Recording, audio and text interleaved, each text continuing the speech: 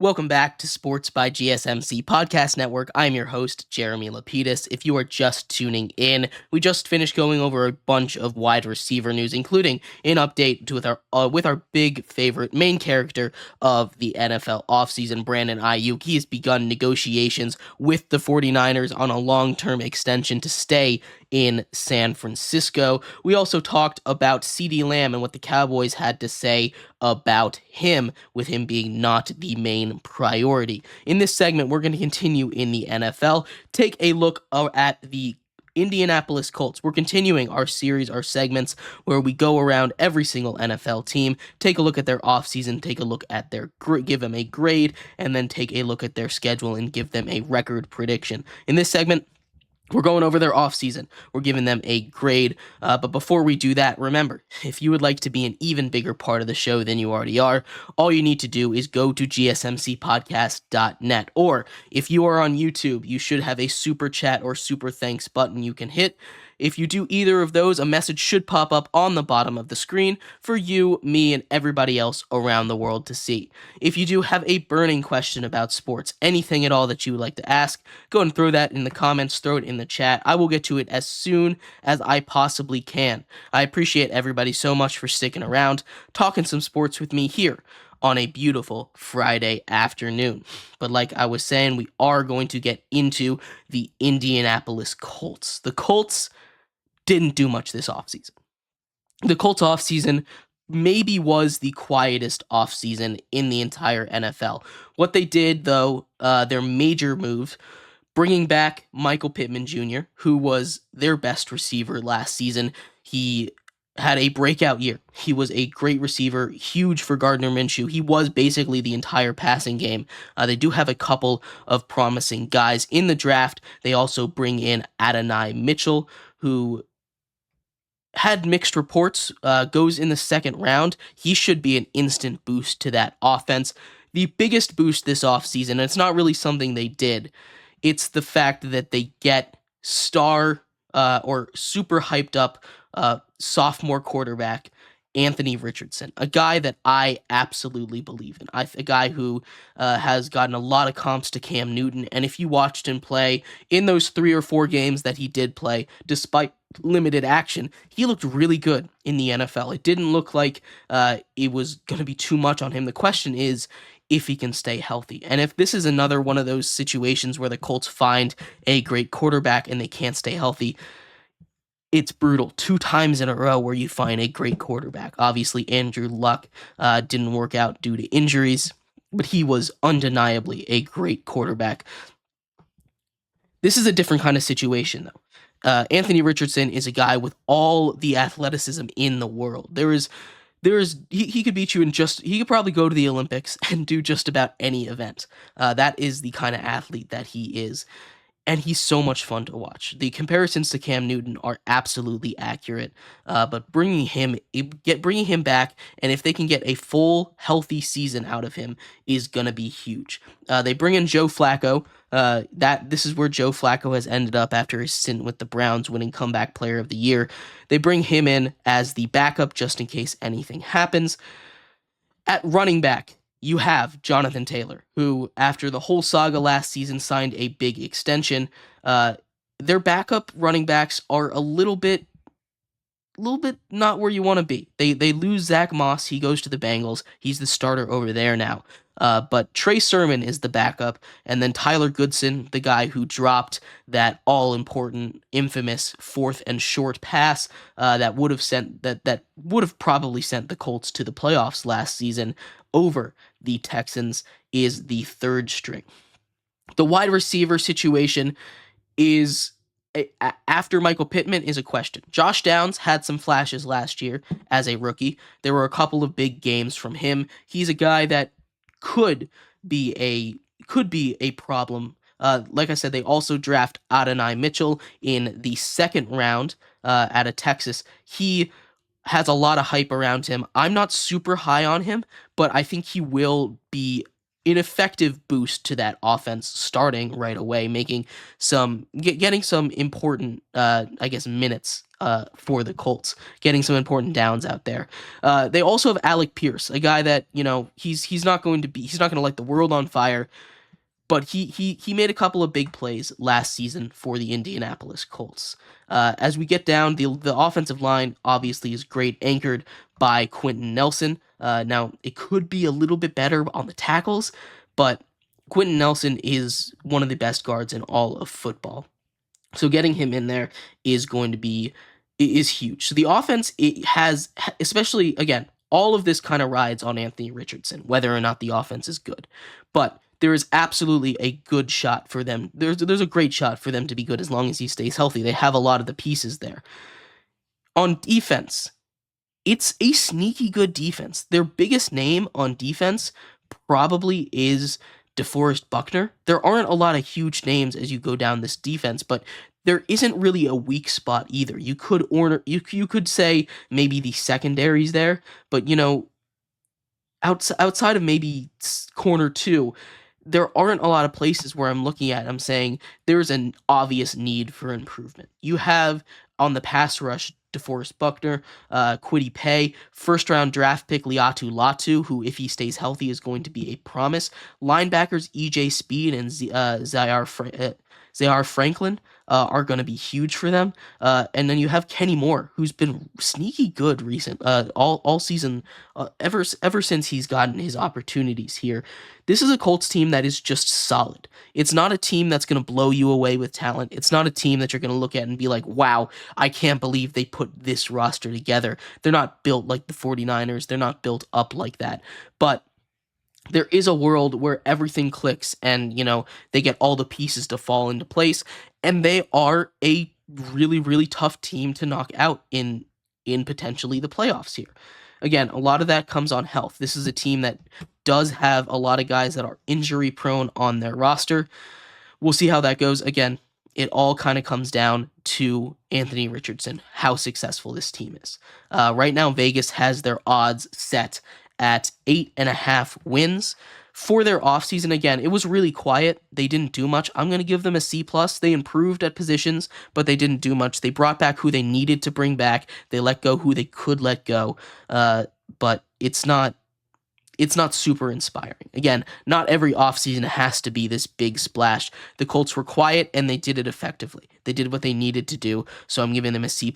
A good job getting what they needed out of an offseason that was very crowded and not losing where they could have lost big. But anyway, I'm going to take a quick break here, and when we come back, we're going to take a look at the schedule for the Indianapolis Colts. Go through all 18 weeks, all 17 games, give them a record prediction, see if I have them making the playoffs where they were so close last year. Just balls slipping through someone's hands out of the playoffs. So we'll be right back here on Sports by GSMC Podcast Network. Welcome back to Sports by GSMC Podcast Network. I'm your host, Jeremy Lapidus. If you are just tuning in, we just finished going over the Indianapolis Colts offseason. It wasn't a very wild offseason. They only brought in they didn't bring in that many guys, to be completely honest with you. They didn't really bring in anyone, honestly. But in this segment, we're going to go over a newly healthy offense, getting everybody back. Take a look at their record. Give them a record prediction for the season. See if they can make the playoffs after just missing out on it last season. But before we get into that, remember, if you would like to be an even bigger part of the show than you already are, all you need to do is go to GSMCpodcast.net, or if you are on YouTube at the GSMC Sports Network channel, you can do a super chat or a super thanks. If you do either of those with a message in it, that message should pop up on the bottom of the screen for you, me, and everybody else around the world to see. If you do have a burning question about sports, anything at all that you would like to ask, go and throw that in the comments, throw it in the chat. I will get to it as soon as I possibly can. I appreciate everybody so much for sticking around, talking some sports with me here on a beautiful Friday afternoon. But like I was saying, we are going to get into the Indianapolis Colts schedule. We've talked a little bit about another another AFC South team. We did the Jaguars yesterday, and we talked about how this schedule isn't the easiest. It's a little bit harder than last season when comparing it. this is a Colts team that I think is about the same as last year. Obviously, when I talk about that, I mean when they're healthy. And that was a big part of their season last year, their season story. Their brand new face of the franchise quarterback, Anthony Richardson, gets hurt almost immediately, misses out basically the entire season. He only played like 15% of their snaps this year.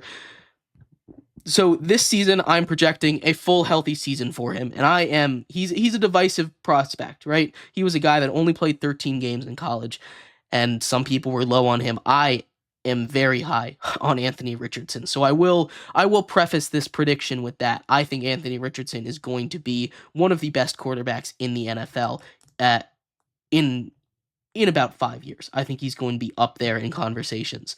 But for this year, I just want to see him be healthy. And that's what I'm projecting at. Week 1, they take on their division game, one that ended their season last year at home against the Houston Texans. I have the Colts winning this game at home. Anthony Richardson is in the lineup. I think that is the difference.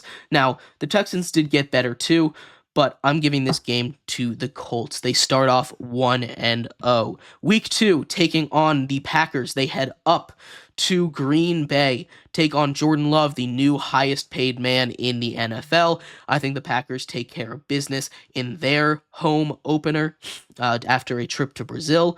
They win that game in Lambeau. The Colts fall to 1-1. Week 3, they stay in the NFC North, take on the Chicago Bears and Caleb Williams. I think the Bears aren't going to be cohesive at that point. I take the Colts to win that game over the Chicago Bears. They improved to 2-1 on the season. In week 4, they stay at home, continuing their homestand. They host the Pittsburgh Steelers and their confusing quarterback situation. I think this is going to be a really good game. But I'm taking the Colts in this one. They improved to 3-1 through 4 weeks. Week 5, they head down to Jacksonville, take on the Jaguars. This is another division game. Division games are always tricky, and the Colts, historically, have been very bad against the Jaguars in Jacksonville. So we're taking the Jags in this game. The Colts lose to the Jags here. The Colts fall to 3-2 through 5 weeks. Week 6, excuse me. Another division game, this time in Tennessee. They take on the Titans. Will Levis and the Titans, I think, might surprise some people. We'll talk about them on Monday, actually.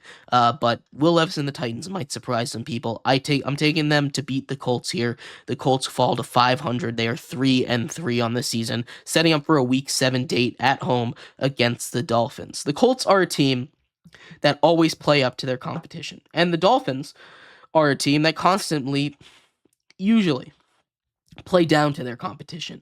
I am taking the Dolphins in this one, though. I do think this is going to be a really good game. I think this has the potential to be a classic. Lots of offense in this one. But I'm taking the Colts to lose this game. They fall to 3-4 on the season. Then they head to Houston once again. This is the second game against the Texans. C.J. Stroud and the Texans broke their hearts last season. I'm taking the Colts to sweep the Texans in the season series this year. The Colts get back up to 500 at Week 8, going 4-4 through that stretch. Then they take on the Vikings, working their way through that NFC North. The Vikings are a team that, with Sam Darnold, I'm more convinced that they're going to be better, but it's a tough division. I think the Vikings can take care of business here. The Colts lose to the Vikings, fall to 4-5 on the year. Then they take on the Bills, the AFC East, the other division that they are taking on. The Bills, I'm a little lower on. You can go and check out the Bills video if you want to see the predictions I had for them. But I have the Colts losing to the Bills in this game. Week 11 at the Jets in New York. We are taking the Colts to win a game versus Aaron Rodgers. That's going to be a fun one as well. I think the Colts are just going to be a fun team to watch. The Colts, after Week 11, improved to 5-6 on the year. Then they get the Detroit Lions. This one is at home. this is going to be a tough one for them. I am giving them a win. Like I said, I think the Colts are a team that can surprise a lot of people, but especially with Anthony Richardson here, they get back up to 500. They're 6-6 on the season. But that being said, it's not going to be all good. Next week, week 13, they take on the Patriots. The high of beating the Lions and the Jets in back-to-back week.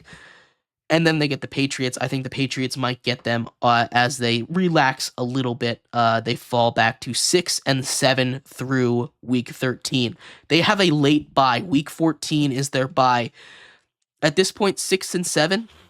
They have a much easier schedule coming off of the bye. The Broncos, Titans, Giants, and Jags. None of those teams made the playoffs last season. Most of those teams were in the bottom of the league last year, the basement. And most of those teams didn't really improve that much, if I'm being honest. Some of them even got worse. But they get a late bye, and if they can survive to this point, like I have them at right now at 6-7, there's a good chance they can go on a run. And that's exactly what I have them doing. Week 15 against the Broncos. We'll talk about the Broncos in a little bit, but I am so low on the Broncos. I think I'm about as low as possible on the Broncos. I hate their quarterback situation. I have them beating the Broncos here, getting back to 500 at 7-7. Now they're in a playoff race here. This is a tough playoff race where 10 wins is not guaranteed to get you in. It depends on where the rest of the AFC falls into. Now, 10 wins is enough in the NFC pretty easily, but 10 wins in the AFC is not going to guarantee a playoff spot, I don't think. Week 16 against the Titans, and that means they'd have to win out to get to that 10-win point. The Titans, I think they will win here. They're not going to get swept by the Titans on this season. Then they go to the Giants, and as much as it hurts me as a Giants fan, the Giants are very bad at football. So we're giving this game to the Colts. They'll take care of business pretty easily in that one before they take on the Jaguars at home to end the season. And they can beat the Jaguars at home. They just can't, for whatever reason, beat them in Jacksonville. So I have them finishing at 10-7 on the year. A tight race for these playoffs. I have them sneaking in as the 7 seed here, just getting in over some tiebreakers. It's going to be a tough AFC as we get through the rest of these divisions. Right now one of the wild cards is going to have 11 wins. 10 wins is just barely going to be enough to get in, which usually is what you need to guarantee a playoff spot. But it's tough in the AFC. The AFC is absolutely stacked this year. Let me know what you think of the Colts. I give them a C+ for their offseason. I have them going 10-7 after they went 9-8 last year. Just one win. That's over the 8.5 win total that I have them. I don't have them winning the division, though, and we'll get to that later on next week. We're going to take a quick break here, and we're going to come back, finish off our week, our Friday show, with some MLB power rankings. It is that time of the day. It is that time of the week where we take a quick trip around the entirety of baseball, as so much is going on constantly. We're going to talk about all of that and more in just a second, so stick around. We'll be right back here on Sports by GSMC Podcast Network.